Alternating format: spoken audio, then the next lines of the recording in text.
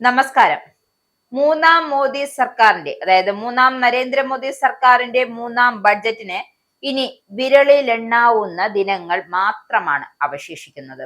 പുത്തൻ ബഡ്ജറ്റിൽ ഇത്തവണ ജനങ്ങളെ കാത്തിരിക്കുന്നത് വമ്പൻ പ്രഖ്യാപനങ്ങൾ എന്നാണ് സൂചന. ഫെബ്രുവരി 1-നാണ് ജനപ്രിയ പ്രഖ്യാപനങ്ങൾ പലതുമുണ്ടാകുന്ന ബഡ്ജറ്റ് അവതരിപ്പിക്കുന്നത്. കേന്ദ്രം ഇത്തവണ ബഡ്ജറ്റിൽ സ്വീകരിക്കുന്നത് നികുതിദായകർക്കും ആശ്വാസകരമാകുന്ന നടപടികളാണ്. കഴിഞ്ഞ തവണത്തെ ബഡ്ജറ്റിൽ ആദായ നികുതി വ്യവസ്ഥയിൽ വൻ ഇളവുകൾ പ്രഖ്യാപിച്ചിരുന്നു.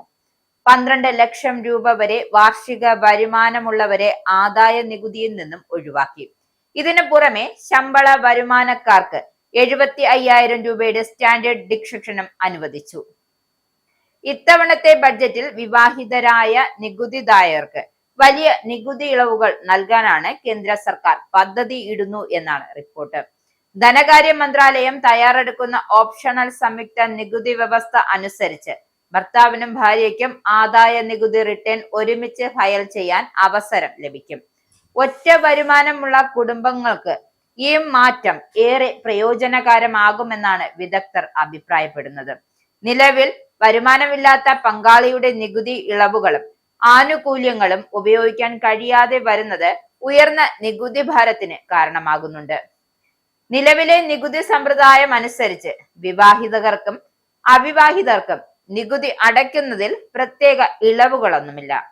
ദമ്പതികളെ പ്രത്യേകം നികുതി ചുമത്തുന്നതിനാൽ വരുമാനമില്ലാത്ത പങ്കാളിയുടെ അടിസ്ഥാന നികുതി ഇളവുകൾ ഉപയോഗിക്കപ്പെടുന്നില്ല.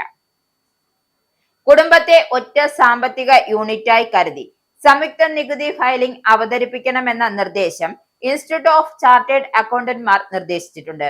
അമേരിക്കയിലും ജർമ്മനിയിലും ഈ രീതിയിലാണ് നികുതി സമ്പ്രദായം നടപ്പിലാക്കുന്നത്. സംയുക്ത നികുതി വ്യവസ്ഥയിൽ ഭർത്താവിന്റെയും ഭാര്യയുടെയും വരുമാനം ഒരുമിച്ച് നികുതി ചുമത്തപ്പെടും. ഇത് അടിസ്ഥാന നികുതി ഇളവ് പരിധി ഉയർത്തുവാനും ഭവന വായ്പ, പലിശ, മെഡിക്കൽ ഇൻഷുറൻസ് ഉൾപ്പെടെയുള്ള കിഴിവുകൾ കാര്യക്ഷമമാക്കുവാനും സഹായിക്കും.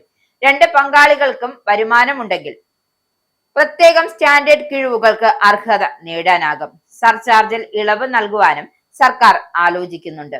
നിലവിൽ 50 ലക്ഷം വരുമാനത്തിന് മുകളിൽ സർചാർജ് ബാധകമാണ്. സംയുക്ത നികുതിയിൽ ഈ പരിധി 75 ലക്ഷമോ അതിലധികമോ ആയി ഉയർത്താനുള്ള സാധ്യതയായിരിക്കും പരിശോധിക്കുക.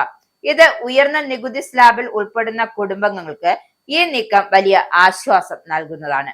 ഈ നിർദ്ദേശം നടപ്പിലാക്കിയാൽ ഇന്ത്യയുടെ നികുതി സമ്പ്രദായത്തിലെ തന്നെ ചരിത്രപരമായ മാറ്റമായിരിക്കും അത്.